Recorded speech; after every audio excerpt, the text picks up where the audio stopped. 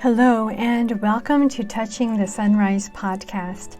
I am Sister Catherine Herms, author of Surviving Depression, A Catholic Approach, and Reclaim Regret, How God Heals Life's Disappointments, and spiritual guide in the Heartwork program, which specializes in helping people walk the road of spiritual growth and inner healing.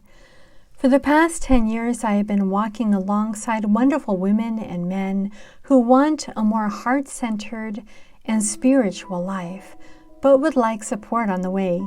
Through online programs, a Facebook group, a Heartwork community on Patreon, and one-on-one spiritual guidance, I walk with people on a contemplative and healing path that has been trodden for thousands of years. Basically, I'm here to help you surrender to the power of the Holy Spirit, who has come to make your being the throne of the Holy Trinity, so that your life, your prayer, your relationships, your dreams and goals and desires most deeply satisfy the desires of your heart. You can find out more about me and what God has led me to do in the world by visiting my website, touchingthesunrise.com. Let's start as we always do by reconnecting, slowing down and remembering, refreshing. Take a deep breath directly into your heart, even deeper than your heart, into that organ that divine grace transforms with the presence, the light, and the life of the Divine Trinity. With Teresa of Avila, we enter into our inner world as if we are entering a mansion or a castle. In the centermost room of the castle is silence and a pulsing, dynamic call of love that could only come from the one who is love himself. We enter the castle through the doors from the outside and make our way gradually toward that inner sanctuary where God is, and from where He is filling your entire being with His light. On the journey through the rooms, as we approach the center, we need also to face our resistance, our weakness, our desires, our sin, our passions. Every time we see new things about our humanness, we become more open, more malleable, more godlike. So let your heart call out to your God. Let your thoughts melt and surrender to the work of the Spirit. And today we're going to be talking about specifically how is it that we resist this call of the Spirit. It's in prayer that we desire to be progressively transformed into who we really are before this face of God who truly is. This may or may not change an outer situation that we may be living, but as we remain in God's presence, our inner being shines with that divine radiance. And through varying circumstances, everyone, including ourselves, can see God loving into existence our most authentic self, the person He created us to be. So we're going to spend the next few moments in a journey of personal discovery. So let's begin by quieting your heart and your soul in God's presence. And we can use these beautiful words from the book of Isaiah, chapter 35. Say to the fearful, be strong, do not fear. Say to the fearful, be strong, do not fear. As we allow this verse to settle deep into our hearts. We repeat, say to the fearful, be strong, do not fear. And how is this, in a sense, reverberating in your inner world? We can use the image of a prison to explore imprisoning situations that you have lived through or perhaps are currently living in. These situations could have been created by someone's attitudes toward you, a situation of injustice or even abuse, events in your childhood, perhaps your own fears or your shyness, a financial or a physical tragedy.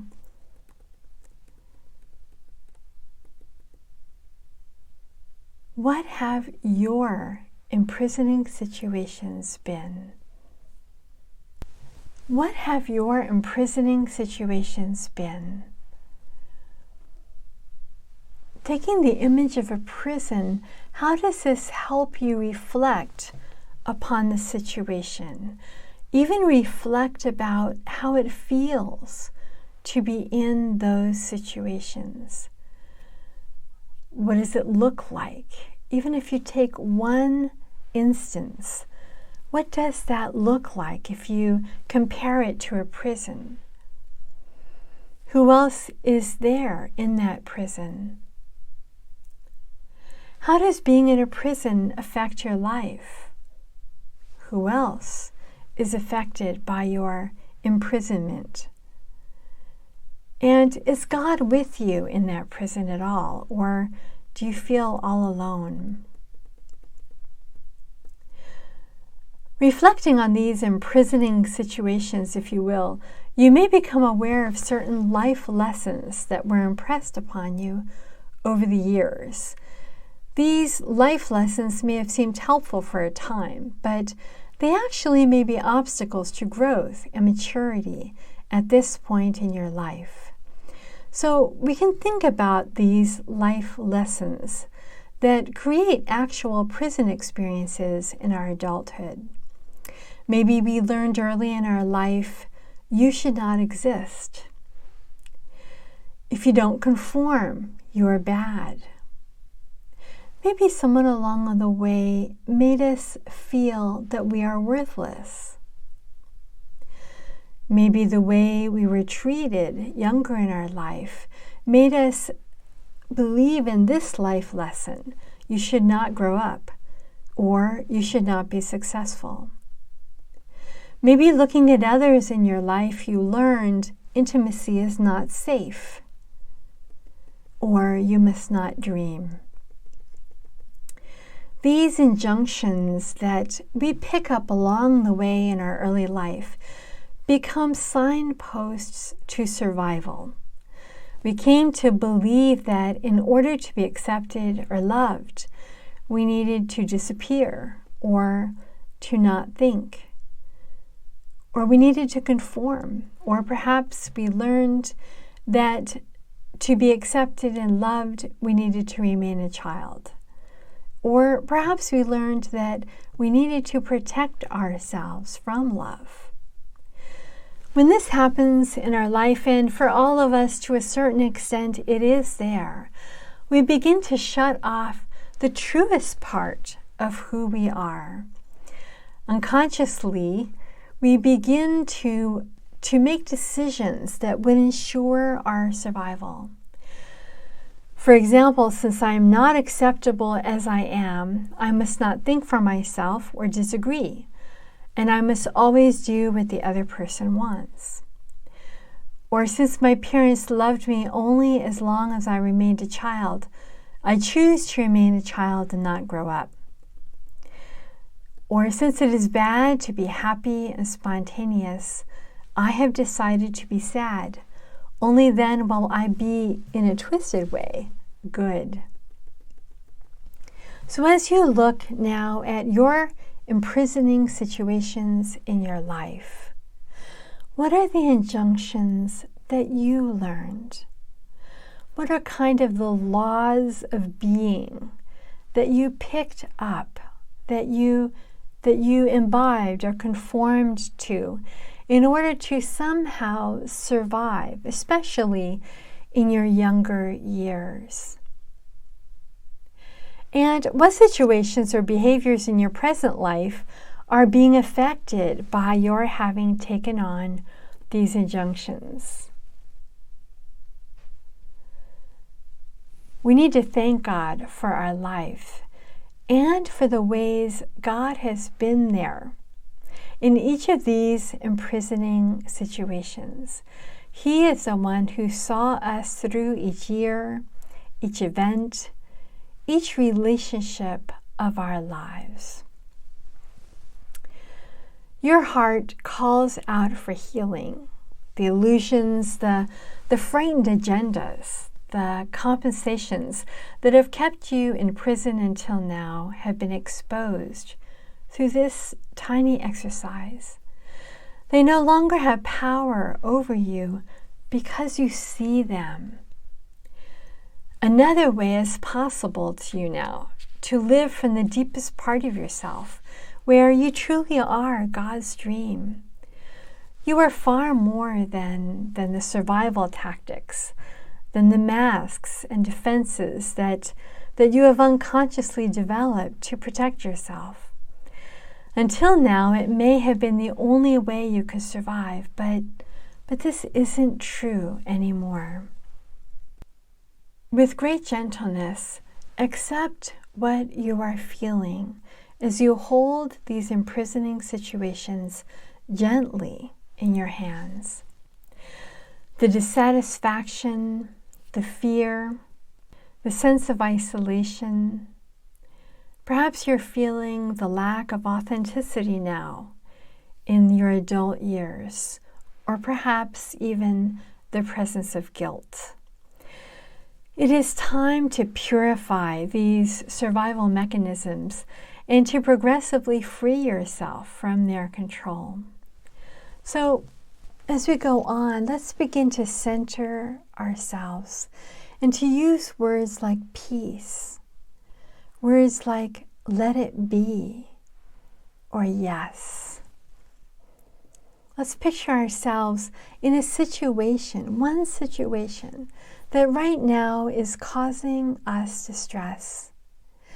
And let us imagine how Jesus comes to stand by our side, by my side, by your side. Jesus takes your hand. He puts his arm around you. You are not alone anymore. And listen to these thoughts. I have suffered enough doing what others want in order to buy their love or acceptance. I have suffered enough for not being myself. My love, my life, my dreams have been distorted and falsified. Now I can begin again. From this point, I have brought everything to the light, put everything here with you, Jesus, on the table. I can leave behind every idealized image of myself. I can live now from the depths of my being, because only in this way can I give and receive true love.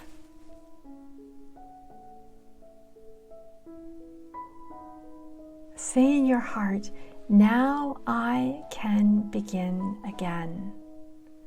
I can live now from the depths of my being, because only in this way can I give and receive true love. In your heart, turn toward Jesus and away from the persons or events that have caused you pain. Look into Jesus' face and see there in his eyes compassion and strength. Jesus has always known the goodness in your heart. In his eyes, you were always worth loving. You were always beautiful. That fact has never changed. The suffering in your life can yield great treasures. It is possible to find gifts in the ashes, treasures in the flames. But don't worry about that now. Jesus himself, he is the one who will show you where the gold lies.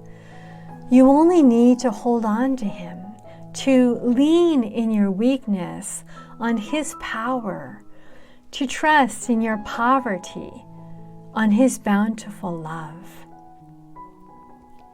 Lay your head down on his heart and rest as a little child sleeps in his or her parents' arms.